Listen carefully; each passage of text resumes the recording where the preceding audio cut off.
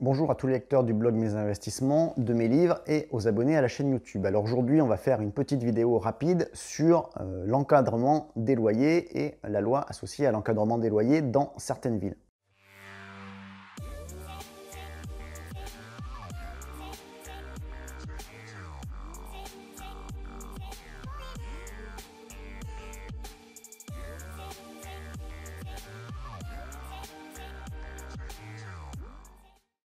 Alors effectivement, cet encadrement des loyers dans certaines villes, c'était dans le cadre de la loi Elan, quelque chose qui devait être expérimenté à titre provisoire jusqu'à novembre 2023. Ça a été prolongé récemment jusqu'à novembre 2026. Et donc, c'est une loi qui est applicable seulement dans certaines villes, encadrement des loyers, donc qui ont expérimenté le processus. On a Paris, Lille depuis mi-2021, on a Lyon et Villeurbanne depuis fin 2021, et on a depuis cet été en sus Montpellier et Bordeaux.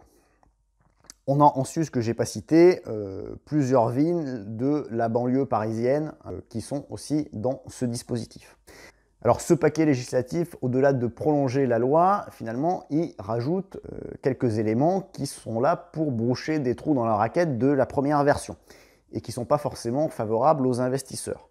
Alors le premier, ça touche le régime de la colocation. C'est-à-dire que la somme des baux loués sur des chambres individuelles en colocation ne peuvent pas excéder le plafond de loyer pour le bien qui serait loué à une même personne dans un bail unique. C'est-à-dire que si le plafond de loyer pour un bien donné c'est 1 500 €, vous n'allez pas pouvoir louer vos 3 chambres à plus de 500 € chacune. Bon, j'ai été un des premiers à avertir de ne pas mettre tous ses œufs dans le panier de la mode de la colocation. Ça confirme un peu qu'il faut y faire attention. Alors ensuite, on avait aussi le complément de loyer. Alors beaucoup utilisaient le complément de loyer, puisqu'en fait on avait un loyer plafond et un complément de loyer qu'on pouvait rajouter pour des éléments de confort particuliers. Et donc, par exemple, à Paris, beaucoup utilisaient en disant je mets ce complément de loyer parce que voilà, c'est un élément de confort, j'ai mon bien qui est particulièrement meublé, etc. Donc là, il y a eu quelques limites qui ont été posées aussi, c'est-à-dire que ce complément de loyer ne peut plus être appliqué dans certains cas. Alors on a des restrictions supplémentaires pour pouvoir appliquer un complément de loyer qui ont été ajoutées par l'article 13 de la loi du 16 août 2022 sur le pouvoir d'achat. Donc en gros, aucun complément de loyer ne pourra être appliqué dans les cas suivants. Donc si on a des sanitaires sur le palier, si on a des signes d'humidité sur certains murs, si on a un diagnostic de performance énergétique qui est soit au niveau F, soit au niveau G, si on a des fenêtres qui laissent anormalement passer l'air hors grille de ventilation, si on a un vis-à-vis de moins de 10 mètres, si on a également des infiltrations ou des inondations qui proviennent de l'extérieur du logement, s'il y a eu des problèmes d'évacuation d'eau au cours des 3 derniers mois, si on a une installation électrique dégradée, et enfin, s'il y a une mauvaise exposition de la pièce principale.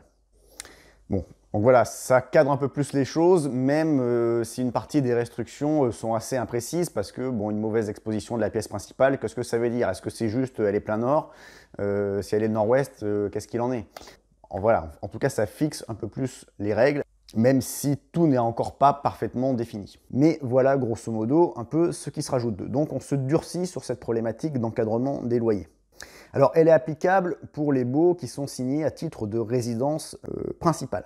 Donc, en gros, ça ne s'applique pas aux meublés de tourisme, aux résidences secondaires, aux sous-locations à titre saisonnière, à ces choses-là.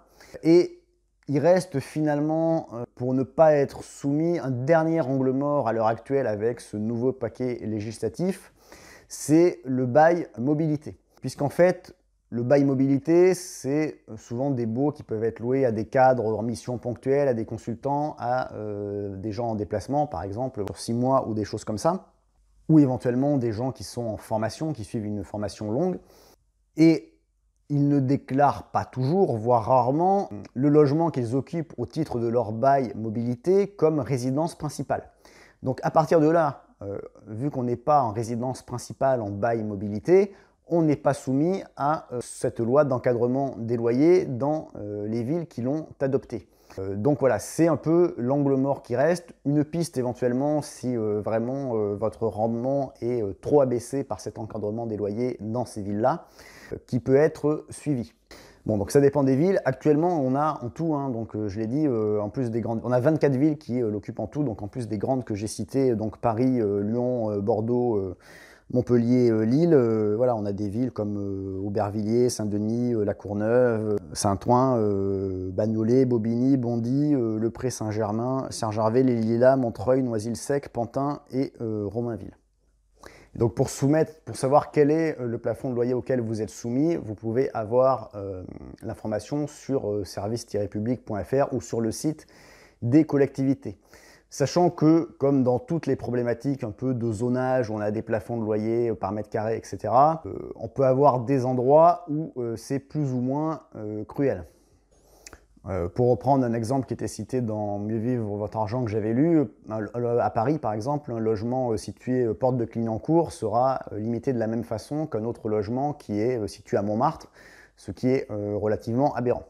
Voilà pour cette petite vidéo rapide sur cet aspect encadrement des loyers pour ceux qui me posaient la question. Si vous avez aimé, n'oubliez pas le petit like comme d'habitude, de commenter si vous avez des commentaires par rapport à cette loi, et puis de vous abonner à la chaîne si ce n'est pas déjà fait. Je vous dis à bientôt sur le blog et sur la chaîne.